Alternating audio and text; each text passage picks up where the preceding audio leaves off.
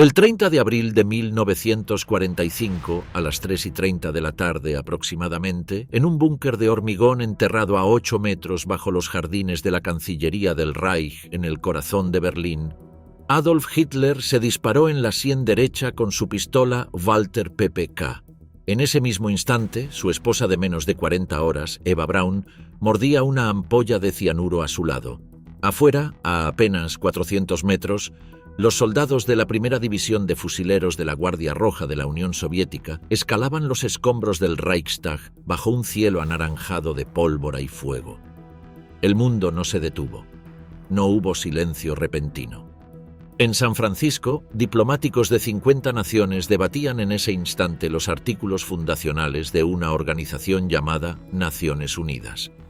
En Okinawa, soldados estadounidenses morían bajo el fuego de artillería japonesa sin saber que la guerra que les había traído al Pacífico estaba a punto de perder a uno de sus arquitectos.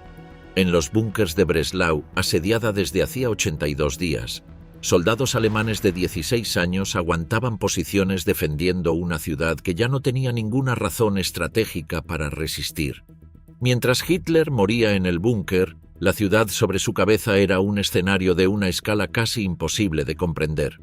Berlín, en el 30 de abril de 1945, no era una ciudad en el sentido convencional del término. Era un laberinto de escombros de 892 kilómetros cuadrados en el que combatían, según los estimados más conservadores, más de 325.000 soldados soviéticos y una fuerza defensora alemana de alrededor de 85.000 efectivos. Soldados regulares de la Wehrmacht, unidades de las SS, Policía de Berlín, Volkssturm, la Guardia Popular compuesta de hombres demasiado viejos o jóvenes para el ejército regular, y las tristemente famosas unidades de las juventudes hitlerianas, muchachos de entre 14 y 18 años, empuñando Panzerfausts contra tanques T-34. El general Helmut Weidling, designado comandante de la guarnición de Berlín apenas el 23 de abril, después de que Hitler hubiera ordenado su ejecución por retroceder ante el enemigo, cargo que fue retirado cuando Weidling se presentó en persona a desmentirlo.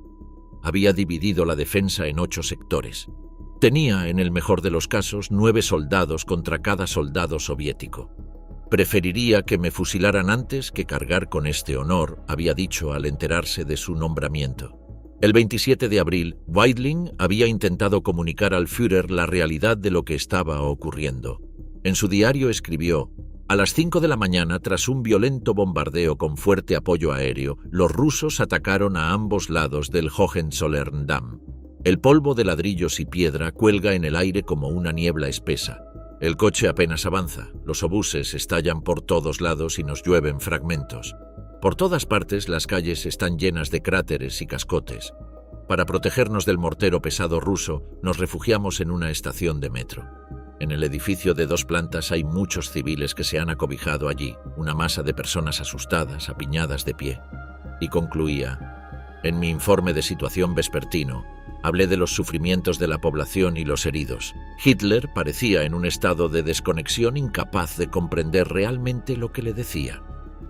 El sector más ferozmente disputado en esa jornada final era el Reichstag, el inmenso edificio neogótico que había permanecido vacío desde el incendio de 1933 que los nazis atribuyeron a un agitador comunista para usarlo como pretexto para el Ermächtigungsgesetz.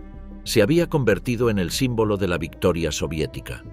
No porque tuviera valor estratégico real, sino porque en la imaginación del Ejército Rojo, el Reichstag encarnaba al régimen nazi de un modo que ningún otro edificio podía igualar. La investigación interna soviética sobre quién fue el primero en plantar la bandera de la victoria fue considerablemente más política que factual. Se eligió a Melitón Kantaria, un georgio como el propio Stalin, aunque su bandera fue izada considerablemente después que otras. Era una operación de relaciones públicas en el fragor del combate más sangriento de la guerra urbana. El teniente Vasily Ustiugov, de la 150ª División de Fusileros Soviética, nunca olvidó su primera visión del Reichstag al amanecer del 30 de abril. Era temprano por la mañana y estaba a unos 400 metros de distancia.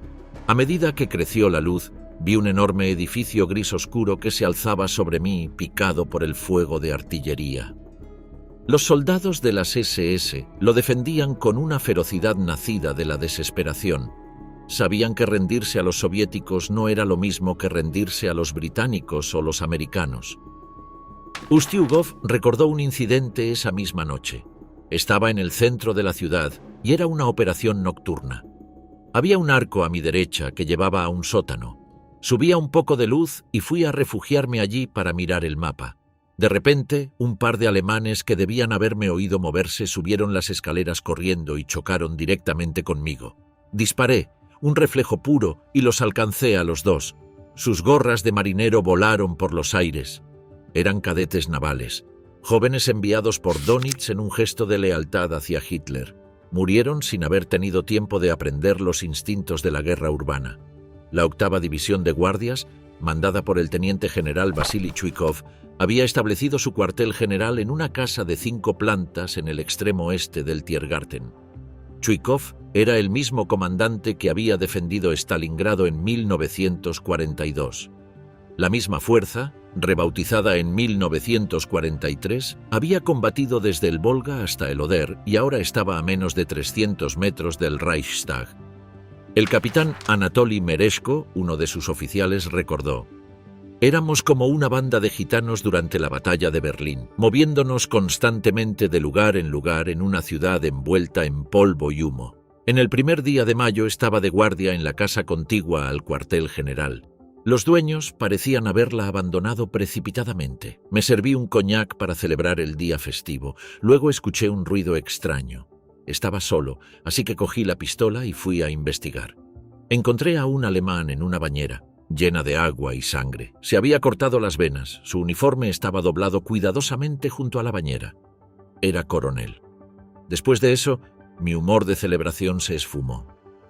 A las 3:30 de la madrugada del 1 de mayo, solo horas después de la muerte de Hitler, se presentó en el cuartel general de Chuikov un mensajero del Führerbunker. Era el general Hans Krebs, jefe del Estado Mayor del ejército alemán, hablante de ruso, que quería negociar. El teniente soviético Andrei Eshpai, bilingüe en alemán, fue enviado a escoltarlo desde el punto de encuentro. Mientras esperaban para iniciar el trayecto por las ruinas de Berlín, Krebs observó el equipo soviético reunido a su alrededor. «¿Qué armamento tan increíble tienen?», dijo en voz alta sin dirigirse a nadie en particular. Eshpai, que sabía que las convenciones exigían una deferencia recíproca, respondió: «Sus Panzerfausts nos están causando bastantes problemas». Krebs se quedó pensativo. Luego miró directamente a Eshpai. «Esto no es Moscú», dijo. «Es Berlín». Cuando Krebs llegó al cuartel de Chuikov y anunció que Hitler había muerto el día anterior, la sala quedó en silencio absoluto. Nadie fuera del búnker sabía que Hitler estaba muerto. «Sabemos», respondió Chuikov en una mentira automática de la que todos los demás presentes tomaron nota inmediata. Luego salió de la sala para telefonear a Zhukov, que a su vez llamó a Stalin.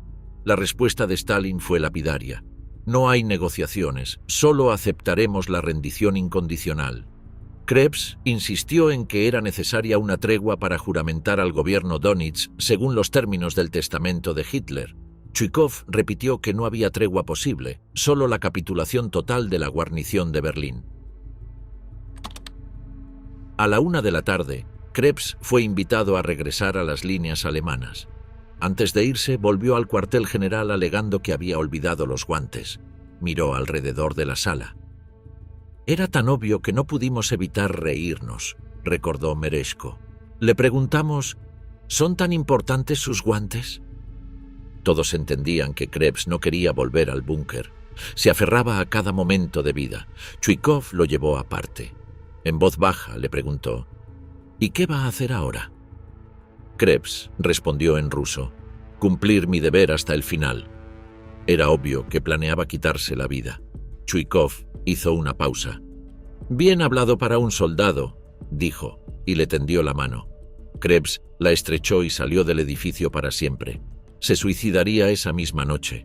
Mientras tanto, en la superficie, la batalla continuaba su curso mecánico e imparable. Goebbels había organizado una pequeña ceremonia de despedida en el Salón Verde de la Cancillería para los jóvenes defensores de las juventudes hitlerianas. El teniente Kuhlmann fue convocado a unirse. Encontró a Goebbels sentado a una larga mesa, en animada conversación con un grupo de muchachos. Sus hijos jugaban en el suelo.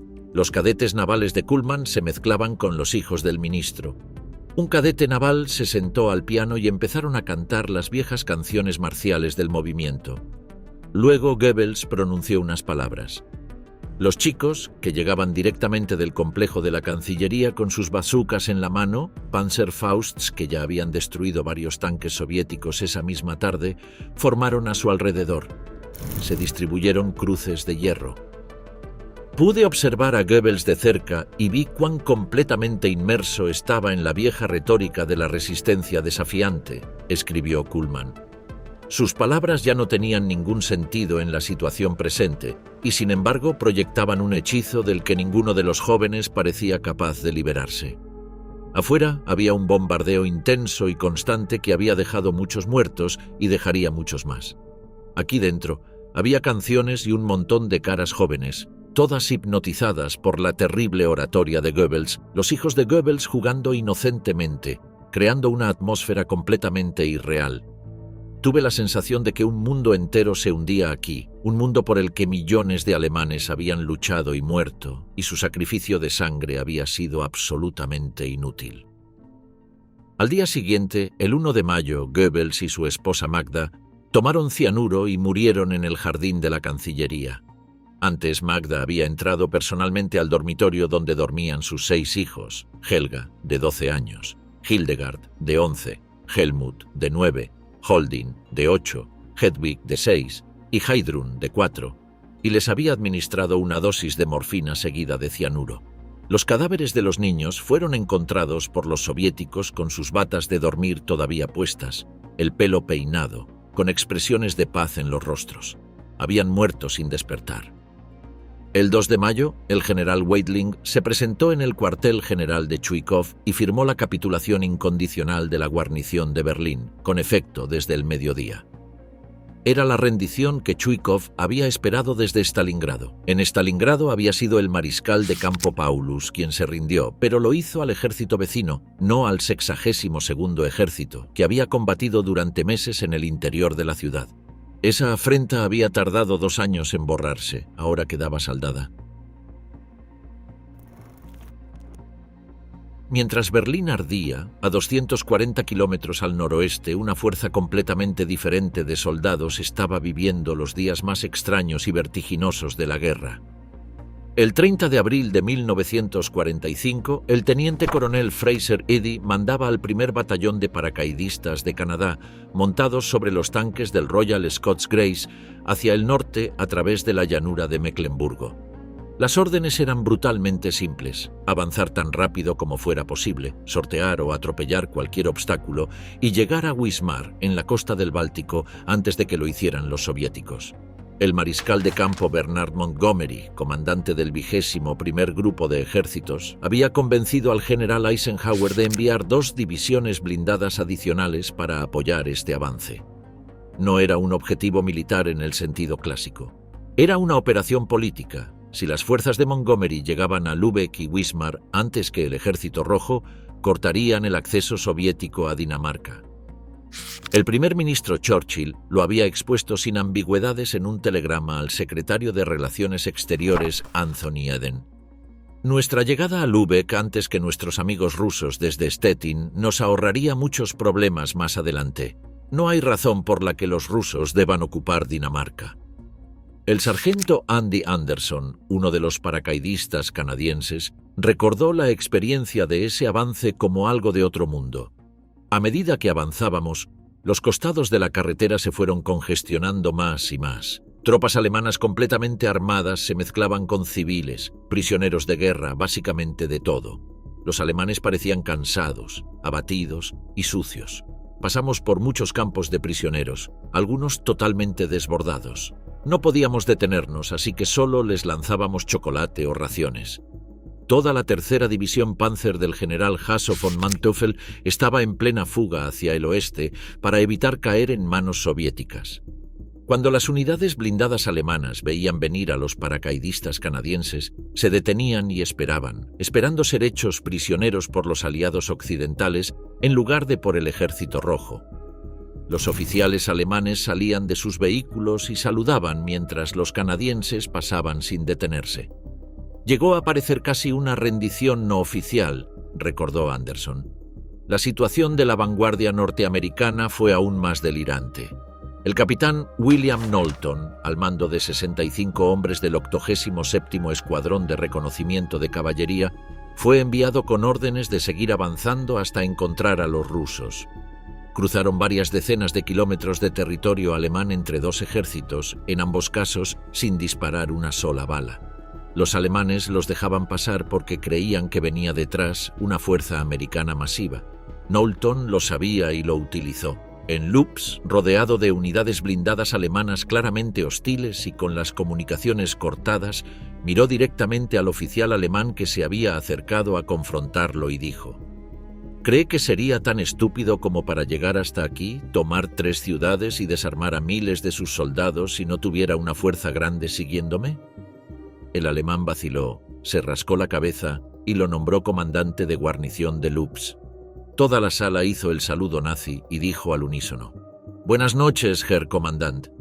Esa tarde del 30 de abril, mientras Hitler moría en el búnker a 400 metros del Reichstag, los paracaidistas canadienses seguían avanzando hacia el norte a toda velocidad.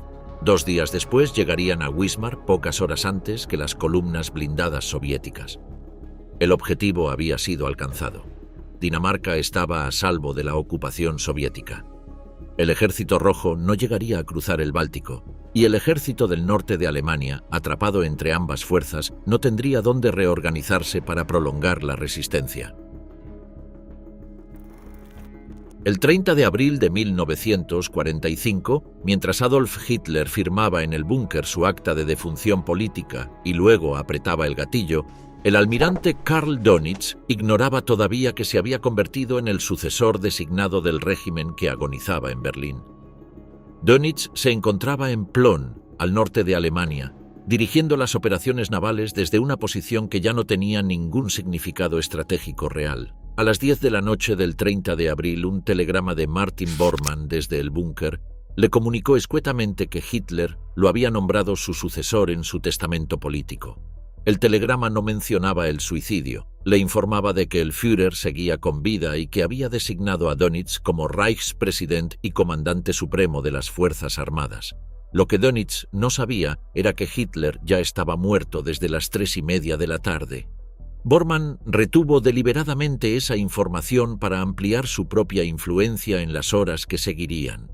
El complejo de ladrillo rojo de la Academia Naval de Mürwik, construido por el Kaiser Guillermo II en 1910, aguardaba vacío en las afueras de Flensburg, la ciudad más septentrional de Alemania, a escasos kilómetros de la frontera danesa. Su arquitectura gótica imitaba deliberadamente el castillo de Marienburg, la sede histórica de los caballeros teutónicos, aquella orden militar medieval que había lanzado cruzadas sangrientas contra los pueblos eslavos del este. Era, en cierto modo, un escenario perfectamente elegido para lo que sería en los días siguientes aquel gobierno. Los últimos restos del nazismo intentando prolongar su existencia bajo la cobertura de una apariencia de legalidad. No sería hasta el 1 de mayo cuando Dönitz supiera que Hitler estaba muerto. Esa noche emitió un mensaje de radio a la nación alemana presentándolo como un héroe caído. Nuestro Führer Adolf Hitler ha caído. Los pueblos alemanes se inclinan en el más profundo luto y respeto. En una época temprana reconoció la terrible amenaza del bolchevismo y dedicó su vida a oponerse a ella. Al final de su lucha, murió como un héroe en la capital del Reich alemán. Era, en la primera línea, una mentira directa. Hitler no había muerto combatiendo, se había suicidado en un búnker. Pero la mitología requería otra cosa, y Dönitz la proporcionó sin titubear. El gobierno que Dönitz formó en los días siguientes en Flensburg no fue un gabinete de transición. Tenía a Otto Ohlendorf como asesor principal de asuntos económicos. El mismo Ohlendorf que durante la campaña de Rusia había comandado el Einsatzgruppe D, uno de los escuadrones de exterminio móviles que asesinaron a decenas de miles de judíos y eslavos en el sur de Rusia y Ucrania. Tenía a Albert Speer como ministro de Industria y consideró seriamente nombrar a Heinrich Himmler ministro del Interior, cargo que mantuvo vacante durante varios días antes de decidir que tal nombramiento podría provocar a los aliados a disolver el gobierno durante las negociaciones de rendición. El conde Schwerin von Krosigk fue nombrado ministro de Relaciones Exteriores. Había estudiado Derecho en Lausana y luego en Oxford como becario Rhodes. Había recibido la Cruz de Hierro en la Primera Guerra Mundial. Y en los primeros días de mayo de 1945, utilizando la misma elocuencia académica que había cultivado en las universidades más prestigiosas de Europa, emitió desde Flensburg una serie de radiodifusiones destinadas a convencer al mundo de que Alemania había luchado una guerra noble de defensa contra el barbarismo bolchevique.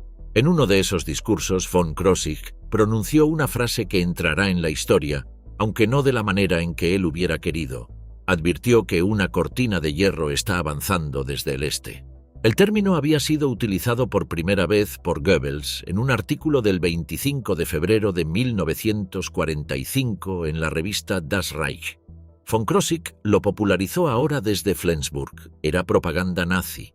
Era el lenguaje del régimen que acababa de morir intentando sobrevivir en la boca de sus herederos. 2 años después, Winston Churchill lo adoptaría en su famoso discurso en Fulton, Missouri, marcando con él el comienzo de la Guerra Fría. La estrategia de Dönitz era simple y despiadada: negociar con los aliados occidentales la mayor cantidad de rendiciones parciales posible, comprando tiempo para que soldados y civiles alemanes huyeran hacia el oeste y escaparan de los soviéticos. Rendirse en el oeste, seguir luchando en el este. Hamburgo sería ofrecida a los británicos el 3 de mayo como gesto de buena voluntad. El mismo día, Breslau, asediada por el Ejército Rojo desde hacía 82 días, recibiría órdenes de continuar resistiendo. La destrucción total de esa ciudad y su población debía continuar. El 9 de mayo, el gobierno de Flensburg seguiría en pie.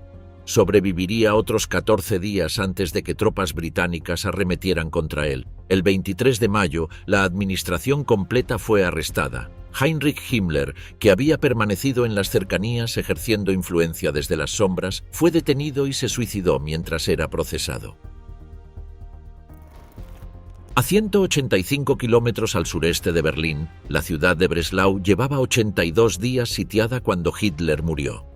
El asedio había comenzado en febrero de 1945, cuando el Ejército Rojo cerró el cerco sobre esta ciudad silesiana que Hitler había designado como Festung, ciudad fortaleza, pese a que no tenía ninguna defensa natural que justificara ese nombre. La transformación de Breslau en bastión había costado ya la vida de miles de civiles obligados a abandonar sus hogares en el frío polar de enero y marchar hacia el oeste. Muchos habían muerto en el camino. El Gauleiter Karl Hanke, el líder del partido nazi en Silesia, gobernaba la ciudad sitiada con el terror como principal instrumento. Se estima que más de 11.000 personas fueron ejecutadas durante el asedio bajo cargos de deserción. Niños de 10 años fueron puestos a trabajar bajo el fuego de la artillería soviética para despejar pistas de aterrizaje improvisadas dentro del perímetro. Negarse equivalía a la pena de muerte. El 3 de mayo, con Berlín ya en manos soviéticas, con Hitler muerto, con el gobierno Dönitz instalado en Flensburg y con la guerra prácticamente terminada en todos los frentes occidentales, Breslau seguía combatiendo. El mariscal de campo Schörner telefoneó al comandante de la guarnición, el general Hermann Niehoff, y le exigió que mantuviera la ciudad en memoria de Hitler. Le dijo textualmente: luchar hasta la última bala y hasta el último hombre. El soldado Heinz Liedtke escribió a su hermano ese día: «Estamos en Breslau como ratas en una trampa, solo esperando el final. Ya perdí la esperanza de salir de este muladar. Luchamos, bebemos por desesperación y llevamos una vida disoluta con putas de varias nacionalidades. Ayer recibí un pase por un par de horas y fui a buscar a la tía Trude. De su casa en la Königsplatz solo queda una pared quemada. Nadie sabe qué fue de ella y el resto de los inquilinos. Pero me parece que no la volveremos a ver. Probablemente correré la misma suerte en este maldito lugar». El soldado de 15 años Max Besselt, combatiendo con las juventudes hitlerianas, escribió en su diario el 3 de mayo: Nadie sabe cómo acabará esto. Somos 14, manejando 2 morteros medianos de 8 milímetros. Antes éramos compañeros de clase en uno de los colegios de Breslau, ahora somos un equipo de armas. El mayor del grupo acaba de cumplir 16 años. Hace 5 semanas que ninguno de nosotros descansa. Nos retiramos lentamente, rechazando un flujo constante de ataques rusos. Combatimos en los escombros de estos edificios ardiendo, esperando que todo acabe. Lo que finalmente terminó el asedio no fue una orden militar, sino una intervención moral. Un grupo de clérigos de Breslau, el obispo católico Josef Ferche, el canónigo Josef Kramer y 2 pastores protestantes, Joachim Conrad y Ernst Hornig, solicitó audiencia con el general Niehoff. El pastor protestante Ernst Hornig habló directamente. Cada día me preguntan si todos deben morir bajo las bombas y las llamas. ¿Y para qué? Cada día la fe en el partido se debilita. La gente ya no ve ningún sentido en defender Breslau. En estas circunstancias, ¿puede responder ante Dios de continuar la defensa de la ciudad? Hubo silencio en el búnker. Niehoff bajó la cabeza un minuto completo. Luego levantó la vista hacia los clérigos. «Sus preocupaciones son mis preocupaciones», dijo. Al día siguiente, Niehoff cortó todas las comunicaciones telefónicas con Schörner. Cuando Hanke irrumpió en su puesto de mando amenazando con arrestarlo, Niehoff miró a sus soldados y dijo pausadamente: «Si alguien va a hacer algún arresto aquí, Gauleiter, seré yo». Hanke pareció desinflarse. «Perdone mi amenaza», dijo finalmente. «No era tal, pero ¿qué debo hacer?» Niehoff lo miró con frialdad. «Quitarse la vida», sugirió. Hanke no tuvo el valor. Esa noche huyó de la ciudad en avión. El 6 de mayo el general Niehoff reunió a su Estado Mayor. «Es hora de poner fin a la lucha», dijo. «Hitler ha muerto, Berlín ha caído, los aliados orientales y occidentales se han estrechado la mano en el corazón de Alemania. Ya no hay razón para continuar el combate por Breslau. Todo sacrificio ulterior es un crimen. He decidido poner fin a los combates y ofrecer la rendición de la ciudad y de la guarnición al enemigo». El único que se opuso fue Otto Herzog, comandante del Volkssturm e inveterado nazi.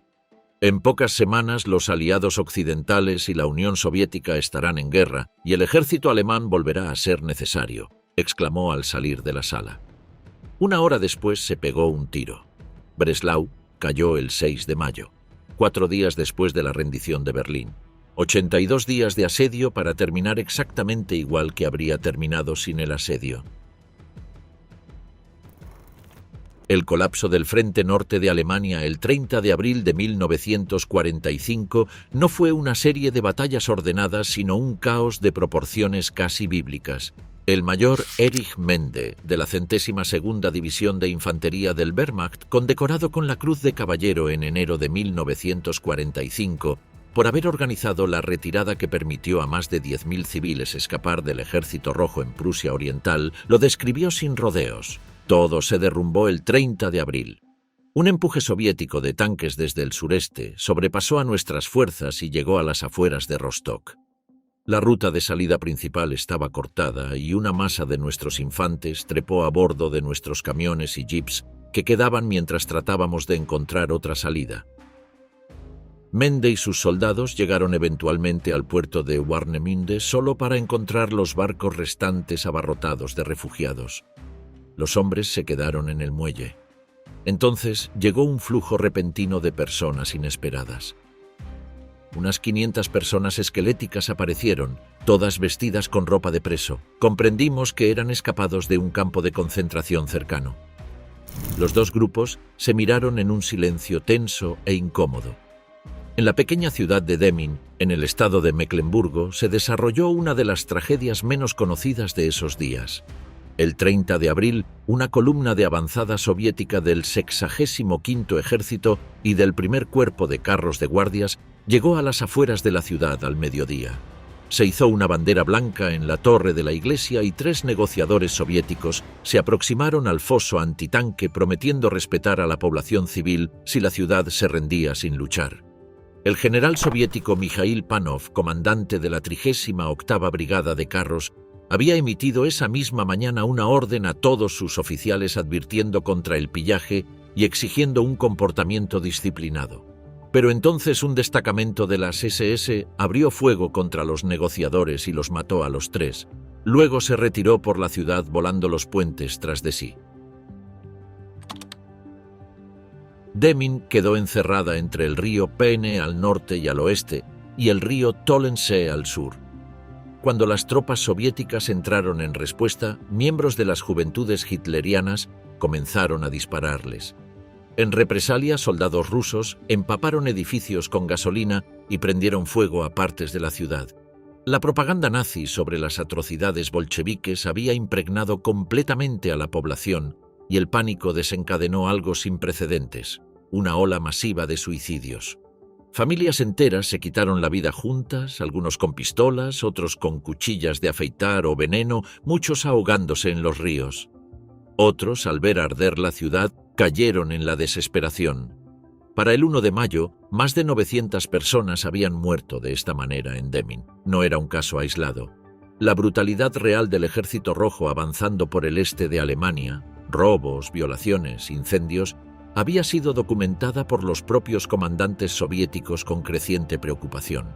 El fiscal militar de la Guardia del Primer Frente Bielorruso del mariscal Zhukov, el mayor general Yachinin, preparó un informe a principios de mayo señalando que los crímenes violentos contra la población civil habían disminuido considerablemente, pero que el pillaje y la violación seguían siendo un problema serio.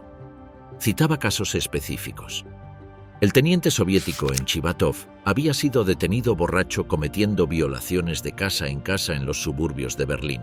Los soldados Ivanov y Manankov habían sido atrapados violando a una serie de mujeres, una de las cuales, muy enferma, se recuperaba de un intento de suicidio previo tras una violación en grupo. Un sargento Dorohin había amenazado con una pistola a los padres de una adolescente de 15 años y la había violado delante de ellos. El mayor general Yachinin admitía con franqueza: hay muchos más casos similares. Pero también había el otro lado. En la pequeña ciudad de Greifswald, el coronel Rudolf Hagen reunió emisarios y negoció directamente con el comandante soviético que se aproximaba. El rector de la universidad, Karl Engel, actuó como intermediario. A las 3 de la mañana del 30 de abril se realizó la reunión con el general soviético Borchev y se acordó la capitulación. A las 11 de la mañana entraron los primeros tanques rusos y Greifswald se rindió ordenadamente. Los saqueos aislados que se produjeron el 1 de mayo fueron gestionados conjuntamente por la policía alemana y el mando ruso, con agentes en los cruces de calles acordados por ambas partes. Greifswald fue preservada. El contraste era brutal. Las mismas tropas, los mismos soldados, podían comportarse de manera completamente diferente dependiendo de la calidad del mando, de la presencia de alcohol, de si habían sido recibidos con disparos o con banderas blancas. El 30 de abril de 1945, en la bahía de Lübeck, varios barcos aguardaban anclados bajo un cielo gris del Báltico. Entre ellos, el Cap Arcona, un gran transatlántico de lujo construido en 1927, cuyas turbinas estaban completamente gastadas, que en 1942 había sido utilizado para retratar al Titanic en una película de propaganda encargada por Goebbels, y que en los primeros meses de 1945 había servido para evacuar a soldados y civiles alemanes de Prusia Oriental. Ahora, retirado del servicio activo, las SS lo habían convertido en un barco prisión. A bordo llevaban días hacinados miles de prisioneros del campo de concentración de Neuengamme, encerrados en las bodegas sin comida ni atención médica.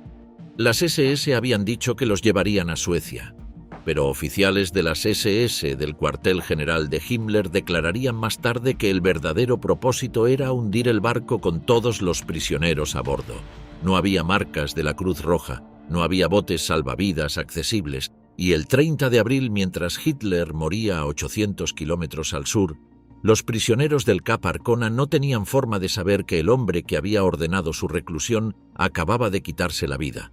Lo que sucedería 3 días después sería uno de los episodios más oscuros de los últimos días de la guerra.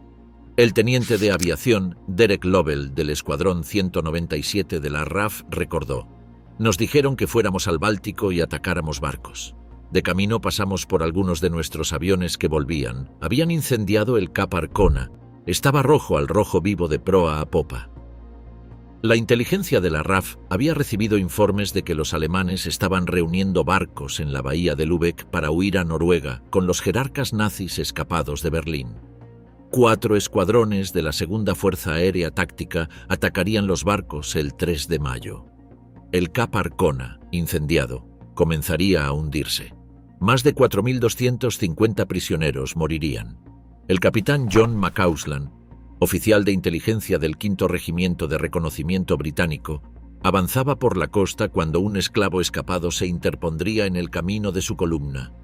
«¡Ese barco está lleno de prisioneros de un campo de concentración!», les gritaría. «Están encerrados en las bodegas y no hay botes salvavidas». Sería demasiado tarde para establecer contacto de radio.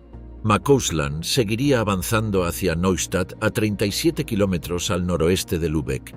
Allí encontrarían a prisioneros de campo de concentración que no habían recibido alimento durante 8 días, y luego llegarían a la playa. McCausland recordaría ese momento el resto de su vida. La playa de Neustadt fue el lugar más horroroso que he visto jamás. Los alemanes habían puesto a los prisioneros en barcazas, pero algunas no pudieron zarpar, así que los guardias retiraron las escalerillas y ametrallaron a todos los que había dentro. Esas barcazas seguían llenas de mujeres y niños que habían sido fusilados, y en la misma playa había varios centenares de niños pequeños con los cráneos destrozados. Habían sido atados espalda contra espalda con cuerdas pasadas por la boca y golpeados hasta morir. Sus cuerpos estaban justo delante de nosotros. Esa tarde, el 5º Regimiento de Reconocimiento se detendría en una pequeña casa de campo a varios kilómetros de allí. El propietario alemán intentaría ser amable. «Venga a ver mis libros», le diría a McCausland. «Tengo a Goethe y a Dickens». McCausland no podría poner en palabras lo que había visto unas horas antes. «No», respondería finalmente. El mismo 30 de abril de 1945, en San Francisco, California, 50 naciones reunidas en la Conferencia de San Francisco debatían los artículos fundacionales de la Organización de las Naciones Unidas. El tema que dominaba el debate no era Hitler ni Berlín, era Polonia. La conferencia había comenzado el 25 de abril, el mismo día en que las tropas soviéticas y americanas se encontraron en el Elba en Torgau. Un momento fotográfico que recorrió el mundo. El teniente soviético Alexander Silvashko y el teniente americano William Robertson abrazándose ante el cartel que decía East meets West. Alistair Cook cubría la conferencia para la prensa norteamericana y describió el ambiente cuando llegaron las primeras noticias de la rendición. En menos de una hora, las redes de radio difundían un vertiginoso torbellino de rumores. La policía de la ciudad, puesta en alerta desde el amanecer, volvió a relajarse. Antes del mediodía quedó establecido que la Associated Press había anunciado el día de la victoria demasiado pronto. El corresponsal de la AP, Ed Kennedy, había roto deliberadamente el embargo de noticias sobre la rendición de Reims el 7 de mayo, convencido de que mantener la noticia embargada era ya solo una cuestión de política, no de seguridad militar. Fue la mayor crisis de censura de guerra de la historia para la prensa norteamericana. Pero lo que pasaba en San Francisco tenía su propia dinámica. El joven corresponsal naval John F. Kennedy, decorado por su servicio en el Pacífico, hijo del ex embajador Joseph Kennedy, publicó una crónica en el New York Journal desde la conferencia. Escribió con lucidez sobre lo que veía. Esta ciudad da al Pacífico y para la gente aquí la guerra siempre ha sido la guerra contra los japoneses. Los militares que llenan las calles se lo han tomado con calma. La guerra en el Pacífico es la única guerra que la mayoría de ellos ha conocido. Y cuando acabas de volver de meses de combate y en pocos días regresarás a los frentes del Pacífico, es difícil emocionarse con el fin de la guerra. La victoria está muy lejos para ellos.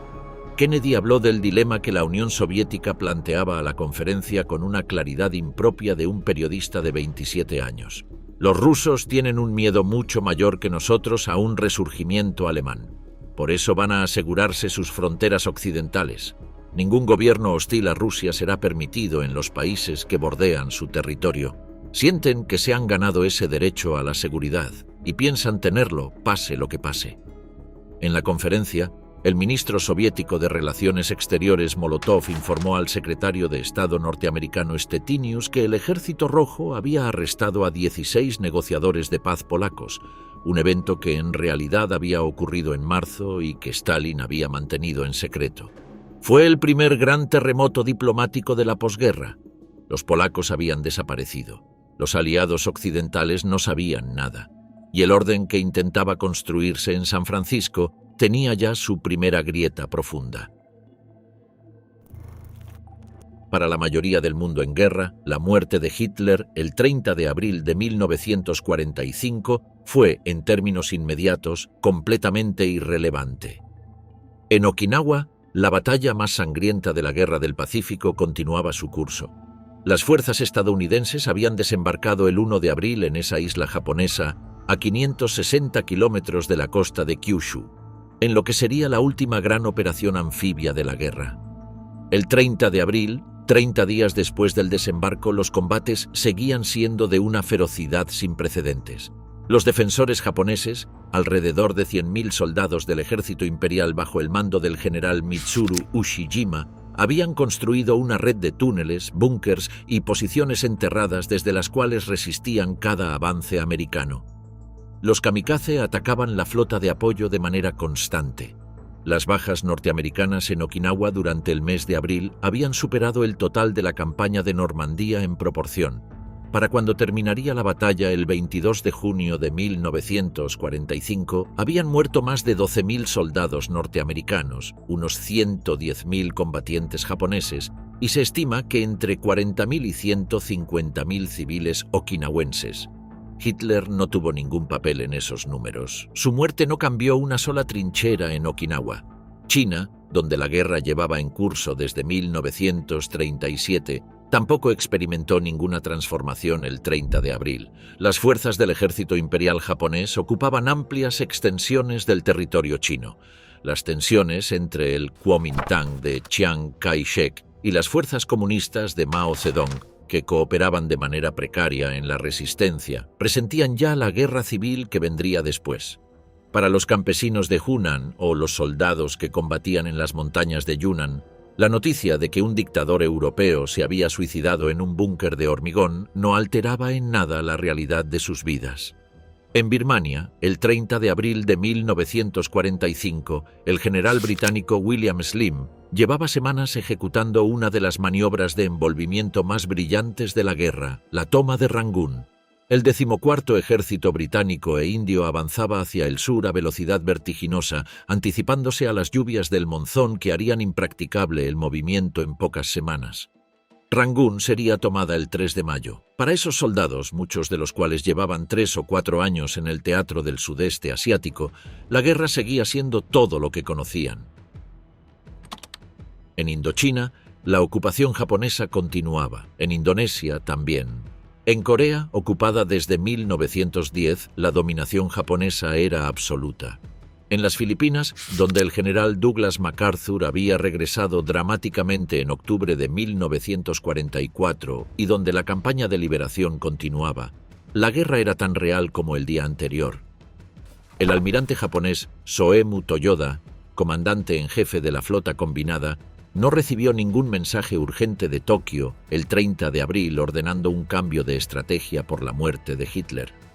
Nadie en el Estado Mayor Imperial japonés consideró siquiera que el acontecimiento mereciera un gabinete de crisis.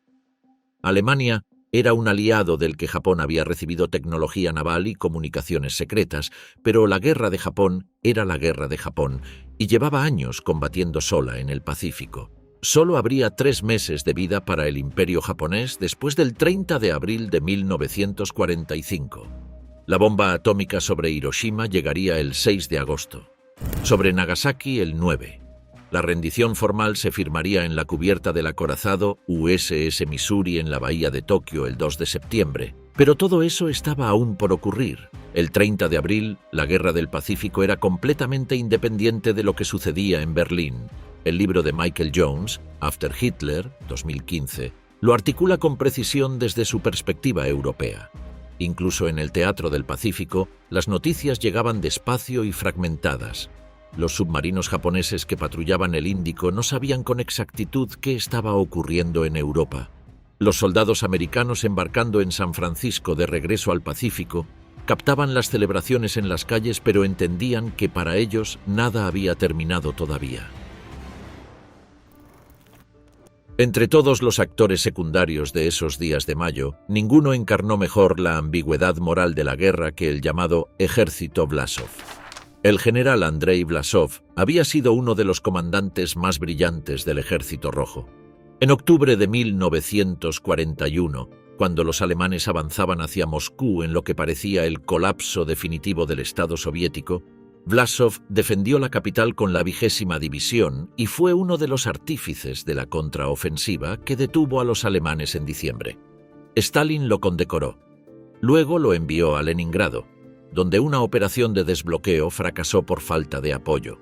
El segundo ejército de choque quedó cercado en los pantanos del río Volkhov.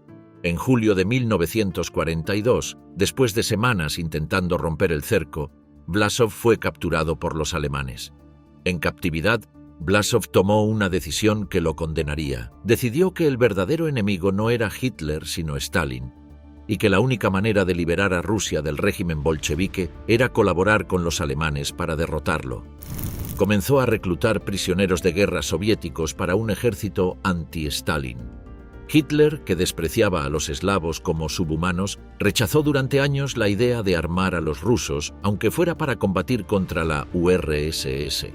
No fue hasta febrero de 1945, cuando ya era demasiado tarde para importar estratégicamente, que Himmler, sin la aprobación formal del Führer, autorizó la creación de 2 divisiones completas de infantería rusas bajo el mando de Vlasov.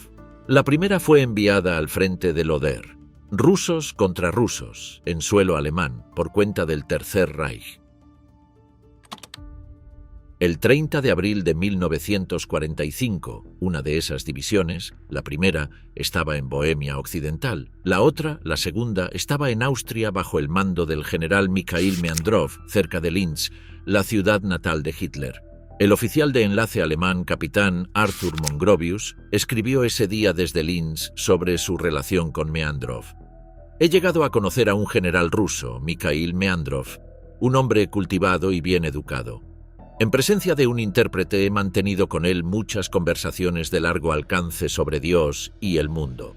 No me cabe duda de que muchos de los oficiales que se unieron al ejército Vlasov lo hicieron no por oportunismo o interés propio, sino por una convicción genuina de que el régimen de Stalin ha infligido un gran daño al pueblo ruso. La situación del ejército Vlasov era desesperada. Los alemanes estaban siendo derrotados. Los aliados occidentales, aunque ideológicamente más próximos a un ejército anticomunista, tenían compromisos con Stalin que hacían políticamente imposible ofrecerles protección. Mongrovius lo articulaba con un estremecimiento.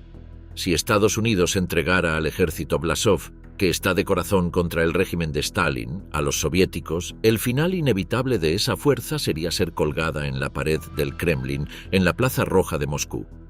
La historia le daría la razón. Casi todos los soldados de Vlasov que cayeron en manos soviéticas fueron ejecutados o murieron en los campos del Gulag. El propio Vlasov fue ahorcado en Moscú en agosto de 1946. La URSS los trataría no como prisioneros de guerra, sino como traidores a la patria. Pero antes de ese final, la primera división del ejército Vlasov haría algo que nadie esperaba: salvar Praga. El 30 de abril de 1945, mientras Adolf Hitler se disparaba en el búnker de Berlín, Praga seguía siendo la única gran capital europea todavía bajo ocupación alemana. Y en esa ciudad, ese día exacto, el SS Obergruppenführer Karl Hermann Frank emitió un mensaje por radio que quedaría grabado en la memoria de todo el que lo escuchó. Cualquier intento de sublevación sería ahogado en un mar de sangre. Frank lo sabía todo. Sabía que varios frentes del Ejército Rojo convergían hacia Bohemia. Sabía que el general Patton tenía fuerzas americanas en Pilsen, a 90 kilómetros. Sabía que la población de la ciudad llevaba semanas inflamándose. Sabía también que en los bosques al norte de Praga acampaba la primera división del ejército Vlasov, rusos anti-Stalin que combatían bajo bandera alemana. y que la lealtad de esos hombres, en el momento del colapso final del Reich, era una incógnita que nadie se atrevía a calcular. Por todo eso, Frank ordenó despejar las calles.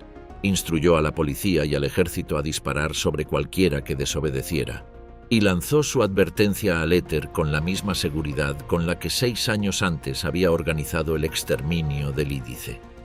Pero el margen de tiempo entre la amenaza y la catástrofe era ya de horas, no de semanas. En los cuarteles de los oficiales checos que preparaban el levantamiento desde el invierno, el mando Bartos del general Karel Kutlwasser para el interior de la ciudad, el mando Alex del general František Sluneko para los suburbios, los informes de la situación en Berlín circulaban desde hacía días en forma de rumores captados en radios clandestinas sintonizadas a la BBC. Nadie sabía todavía con certeza que Hitler estaba muerto. Pero la velocidad del avance soviético desde el norte y la parálisis visible en los mandos alemanes de la ciudad decían lo suficiente. Los partisanos checos llevaban semanas ejecutando la Batalla de los Raíles, sabotajes de líneas ferroviarias, ataques a depósitos de munición, emboscadas a trenes de suministro. Los alemanes habían respondido concentrando en Bohemia algunas de sus unidades más duras. Elementos de la 6ª División Panzer SS, las 1ª y 4ª Divisiones Panzer y varios ejércitos combinados que en total sumaban más de 60.000 soldados armados en los alrededores inmediatos de Praga, más 30.000 en guarnición dentro de la ciudad. Era una desproporción aplastante, y sin embargo en los pisos, en las tabernas, en las sacristías, los grupos de resistencia discutían si lanzar el levantamiento esa noche, al día siguiente, o esperar a que llegaran los americanos. El Consejo Nacional Checo, formado por representantes de los distintos partidos políticos clandestinos para asumir el gobierno después de la liberación, se oponía a cualquier acción prematura. El fracaso del levantamiento eslovaco en septiembre de 1944, aplastado con masacres y represalias, era un argumento difícil de rebatir. Pero otros sectores señalaban que los choques con la guarnición alemana ya habían comenzado de manera espontánea en varios puntos de la ciudad y que la gente de Praga no podría ser contenida mucho más tiempo. Esa tarde del 30 de abril, mientras los cuerpos de Hitler y Eva Braun ardían en un jardín de Berlín, los checos de Praga no lo sabían. Escuchaban la amenaza de Frank por radio, miraban los tanques alemanes en las esquinas y esperaban. 5 días después, cuando Radio Praga lanzara su llamada, «¡Llamando a todos los checos!», la ciudad entera se levantaría en pocas horas. Pero eso estaba todavía por ocurrir. El 30 de abril, Praga esperaba con la tensión de quien sabe que el instante decisivo se aproxima sin poder calcular cuándo llegará. Mientras Hitler moría en Berlín, en el cuartel general aliado de Reims, Francia, no había ninguna negociación de rendición en curso. Lo que había era una espera calculada, una arquitectura de presión construida durante semanas y la certeza de que el colapso alemán era ya una cuestión de días. El general Eisenhower, comandante supremo de las fuerzas aliadas, había dejado instrucciones claras desde hacía tiempo. No aceptaría ninguna rendición parcial diseñada para separar a los aliados occidentales de los soviéticos. El gobierno de Dönitz, que ese 30 de abril todavía ignoraba oficialmente que Hitler había muerto, intentaría exactamente eso en los días siguientes: ofrecer capitulaciones por sectores, comprando tiempo para que sus soldados huyeran hacia el oeste y evitaran caer en manos soviéticas. Eisenhower lo anticipaba y lo bloqueó de antemano. El almirante Hans-Georg von Friedeburg llegaría a Reims el 5 de mayo con propuestas parciales. Eisenhower lo rechazó sin contemplaciones. Rendición incondicional en todos los frentes, simultáneamente, o no habría trato. Al día siguiente, el 6 de mayo, Eisenhower fijó un ultimátum. Si a medianoche del 8 de mayo no se había firmado la rendición total, cerraría las líneas aliadas a los soldados alemanes que intentaran cruzarlas hacia el oeste y reanuda el bombardeo de las posiciones alemanas restantes. Dönitz, en Flensburg, comprendió que no había margen. Envió a Alfred Jodl, jefe de operaciones del alto mando Wehrmacht, con autorización para firmar. A las 2:41 de la madrugada del 7 de mayo de 1945, en un salón de escuela reconvertido en sala de guerra, Jodl firmó la rendición incondicional de todas las fuerzas armadas alemanas ante los aliados occidentales y simultáneamente ante el mando soviético. La ceremonia duró exactamente 20 minutos, pero lo que siguió no fue el silencio del fin.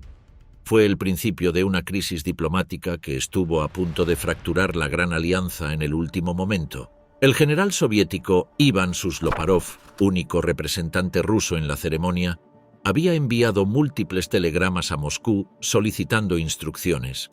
Ninguno recibió respuesta. Firmó de todas formas apoyado en una cláusula que él mismo había insistido en insertar, que podría celebrarse una nueva ceremonia si alguno de los aliados lo solicitara. Cuando Stalin se enteró de lo ocurrido en Reims, su reacción fue de cólera controlada. El general Shtemenko, del alto mando soviético, recordó una reunión de emergencia en el Kremlin esa misma mañana. Stalin paseaba por la alfombra pensando en voz alta. Los aliados occidentales han negociado esto directamente con Donitz y nada bueno saldrá de ello. Parece algún tipo de acuerdo turbio, no un verdadero acuerdo de rendición.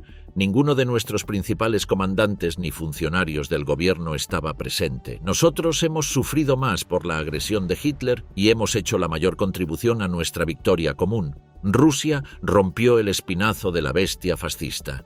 Y ahora, al final de la guerra, ocurre esto. Stalin exigió una segunda ceremonia en Berlín, representada por el mariscal Zhukov. El acuerdo de Reims quedaría como preliminar.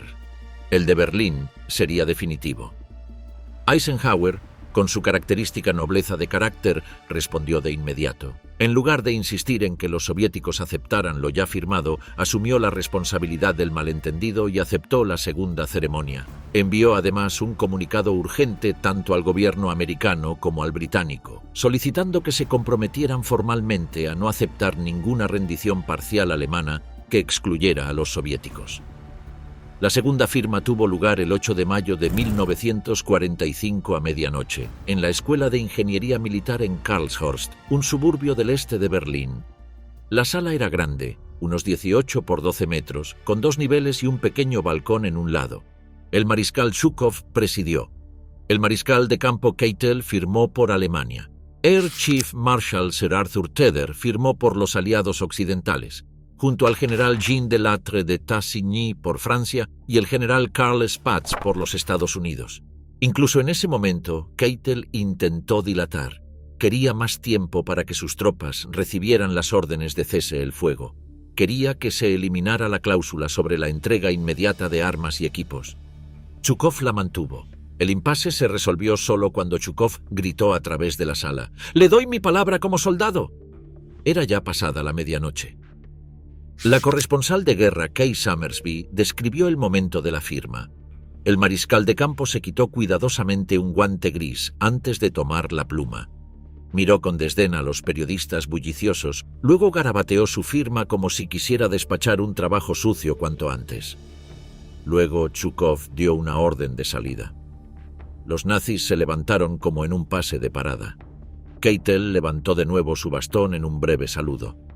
Salieron de la sala con una salida tan dramática como su entrada. Lo que siguió fue una fiesta de 4 horas con orquesta en el balcón, 29 brindis individuales, un banquete de platos fríos, mariscos, pasteles y vodka. El mariscal Zhukov, que según relata Summersby terminó bailando la ruskaya, hizo el segundo brindis, tras el obligatorio a Stalin, en honor del general Eisenhower, al que elogió como un gran general y uno de los hijos más destacados de América. Para la Unión Soviética, el 9 de mayo sería su día de la victoria. Para los aliados occidentales, el 8 de mayo.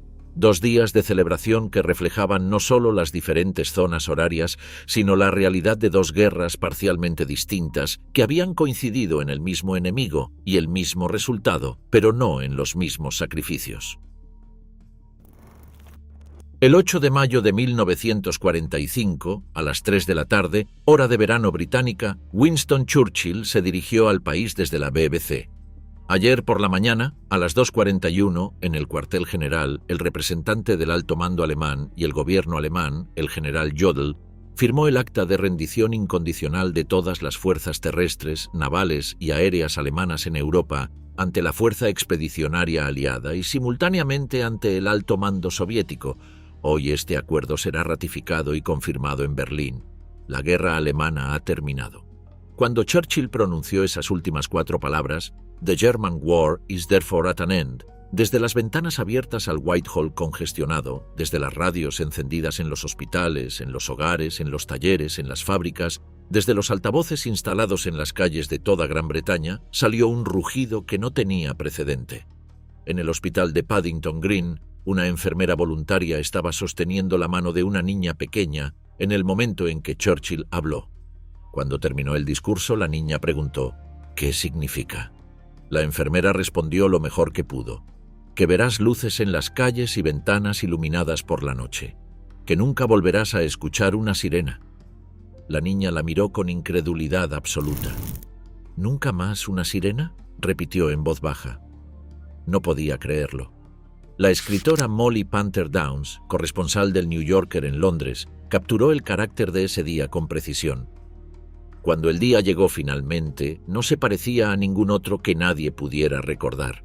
Tenía un sabor propio, una espontaneidad que le daba algo de la calidad de una enorme y feliz fiesta de aldea. Y añadía con matiz: todo el día, el mortífero pasado estuvo para la mayoría de la gente justo debajo de la superficie del hermoso y seguro presente. No hubo sirenas de celebración. El gobierno había decidido no hacerlo por miedo a despertar demasiados recuerdos dolorosos en quienes habían escuchado esas mismas sirenas anunciar los bombardeos durante 5 años. En cambio, repicaron las campanas de todas las iglesias de Inglaterra. Los remolcadores del Támesis tocaron sus bocinas. Los aviones sobrevolaron Londres lanzando señales de colores sobre la multitud. En Stonybourne, una pequeña localidad de West Lothian en Escocia, William Peyton describió las celebraciones. La ciudad estaba bañada en banderas, había canto y baile y una procesión. Las festividades fueron interrumpidas a las 9 de la noche para escuchar hablar al rey. Esa noche se encendieron hogueras en cada esquina y la gente cantó hasta las primeras horas de la madrugada. El rey Jorge VI habló a las 9 de la noche. Para quienes lo escucharon fue su mejor discurso, con una emoción que atravesaba su tendencia al tartamudeo. Hoy damos gracias a Dios Todopoderoso por un gran rescate. Hablando desde la capital más antigua de nuestro imperio, golpeada por la guerra pero jamás por un momento desalentada ni intimidada, os pido que os unáis a mí en ese acto de acción de gracias. Recordemos a quienes no volverán. En Moscú el 9 de mayo fue el día de la victoria. Los ciudadanos soviéticos supieron que la guerra había terminado solo en ese momento, no el día anterior. La firma de Reims no había sido informada a la población soviética. Era, para los rusos, como si no hubiera ocurrido. Lo que contaba era Karlshorst, Zhukov, Berlín. La periodista Nina Koshova había escrito a una amiga desde Moscú el 1 de mayo. Les envío mis mejores deseos por el día festivo. Por primera vez en años, todo el mundo en Moscú está verdaderamente feliz. La alegría está en todas partes. Anoche se levantaron todas las restricciones de oscurecimiento en Moscú. Ahora la ciudad está bañada en luz. Ya es la segunda noche que no tengo que bajar las cortinas negras de red. La habitación parece diferente, brillante y acogedora. El 9 de mayo, esa luz que había regresado fue celebrada con fuegos artificiales durante horas.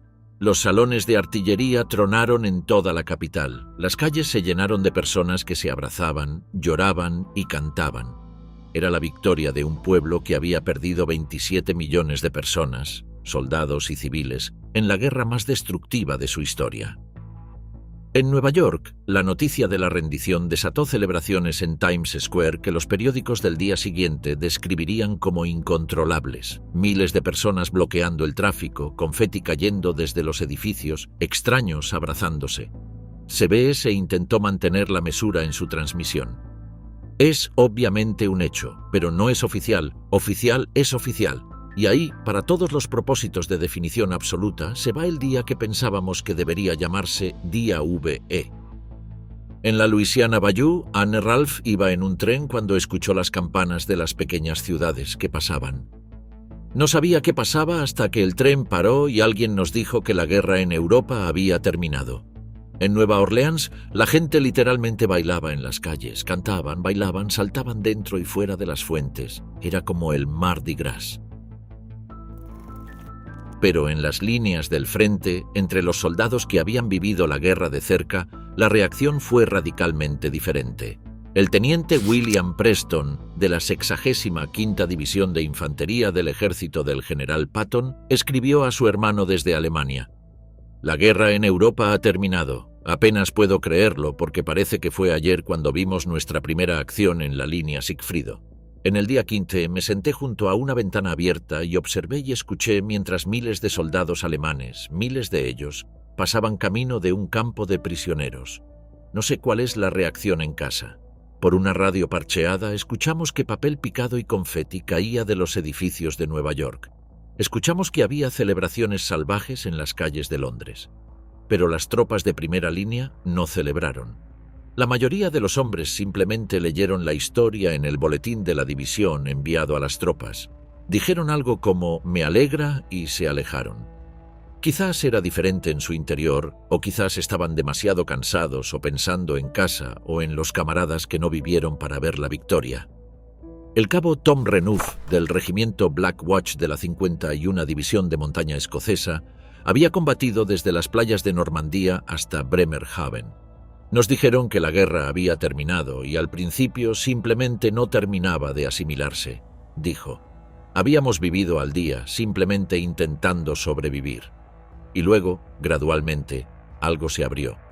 Y empecé a darme cuenta de que era uno de los afortunados, y cuán afortunado había sido de haber sobrevivido. Y entonces otras cosas comenzaron a ocurrir. Ya no estaba escuchando si venían balas y morteros hacia mí. Ya no estaba buscando posiciones enemigas que pudieran estar disparándonos. Ya no olía la cordita de los obuses explosivos. Todo había desaparecido. Y en su lugar estaba escuchando a los pájaros, oliendo las flores, disfrutando del paisaje, simplemente mirando la belleza del mundo.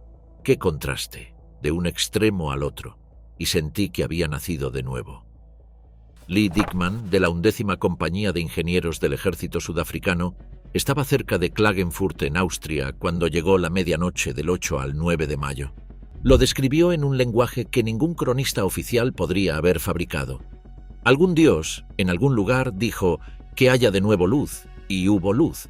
Los proyectores barrieron varitas mágicas de un lado a otro, las bengalas de paracaídas, de un blanco brillante, bajaron lentamente. Las granadas estrella arrancaron destellos de llama del cielo. Las luces de colores formaron arcos de rojo, verde y naranja. Trazadoras dejaron caer collares rojos en las manos ahuecadas de la noche.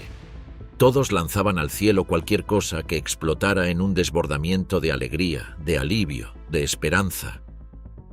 Caminé lentamente por la oscuridad de esta pequeña ciudad austriaca. Gotas doradas de luz se derramaron sobre mis pies cuando las cortinas de oscurecimiento fueron apartadas. Las contraventanas se abrieron de golpe y las farolas parpadearon, vacilaron y luego ardieron con fuerza. Recordé a camaradas que habían muerto a mi lado, el horror de las bombas que caían, la rendición sombría de un soldado alemán desilusionado.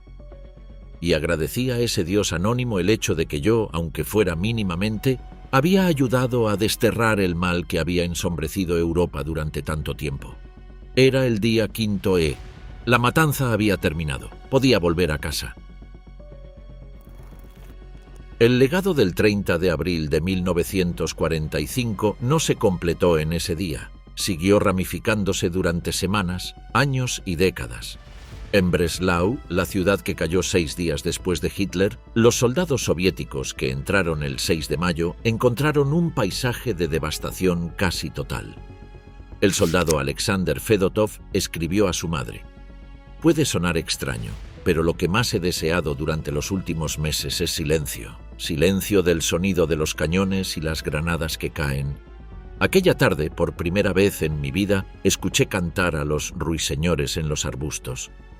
En el campo de Ravensbrück, liberado el 30 de abril, el capitán soviético Boris Makarov encontró alrededor de 3.000 mujeres enfermas, muchas de ellas rusas, en condiciones que desafiaban la descripción. Había experimentos médicos, esterilizaciones en masa, amputaciones.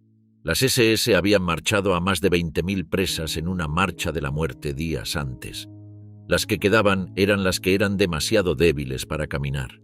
En el campo de Theresienstadt, en Bohemia, el temprano 9 de mayo de 1945, el último gran campo liberado por el Ejército Rojo, el interno Erich Kessler fue despertado por el sonido de tanques. Salió corriendo al patio del hospital. Los vehículos blindados soviéticos derribaban el cercado perimetral. «Corrí por el patio del hospital», recordó Kessler. Sus vehículos blindados ya estaban tirando abajo el cercado. Una procesión de tanques avanzaba constantemente por la carretera en dirección a Praga. Era completamente oscuro, pero la luz de sus faros iluminaba el camino. Los vitoreamos y todos cantamos la Internacional, cada uno como mejor podía, alemán, checo, polaco, húngaro, todos mezclados, pero cada versión rendida con entusiasta gratitud. En Europa Occidental, los campos de concentración descubiertos por los aliados angloamericanos habían provocado una conmoción que no tenía precedentes. Belsen, liberado el 11 de abril por la 11ª División Blindada Británica, tenía 60.000 internos en condiciones de enfermedad y malnutrición extremas, con otros 10.000 cadáveres dispersos por el recinto y en fosas abiertas. Dachau, librado el 29 de abril por tropas de las 42ª y 45ª Divisiones estadounidenses, había dejado a los soldados en estado de shock. Había un tren de carga abandonado con decenas de vagones y dentro centenares de cadáveres.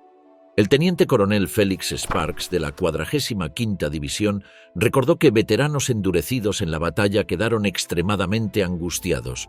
Pasaron unos 30 minutos antes de que pudiera restablecer el orden y la disciplina. La liberación de estos campos fue simultáneamente la demostración más brutal posible de para qué había servido la guerra. El sargento Trevor Greenwood, del 9º Batallón del Regimiento Real de Tanques, estacionado en la ciudad alemana de Schuttorf, escribió a su esposa a finales de abril sobre una pintura que encontró en la sala de oficiales de una casa alemana. A primera vista parecía un paisaje de páramo, con abedules plateados y brezo en flor. Pero al acercarse, la línea del horizonte tenía algo extraño. «Esta irregularidad no es más que un campo de concentración completo», describió. Claramente visibles son las torres de vigilancia para las ametralladoras, las torres de reflectores para uso nocturno, el recinto de alambre de espino que encierra las chozas de madera para los prisioneros, y separados, edificios más imponentes de ladrillo para el personal. El cuadro fue solemnemente destruido por los oficiales. El 30 de abril también fue el día en que 30.000 supervivientes de Dachau, los que todavía estaban vivos, comenzaron a comprender que habían sobrevivido. El ingeniero Donald Jackson describió el trabajo de limpiar el campo de los muertos. «Usamos carros para apilar los cuerpos y obligamos a civiles alemanes a hacer la carga. Fue un ejercicio deliberado de confrontación moral. Las mismas ciudades que habían ignorado o tolerado los campos durante 12 años tendrían que mirar lo que se había hecho en su nombre.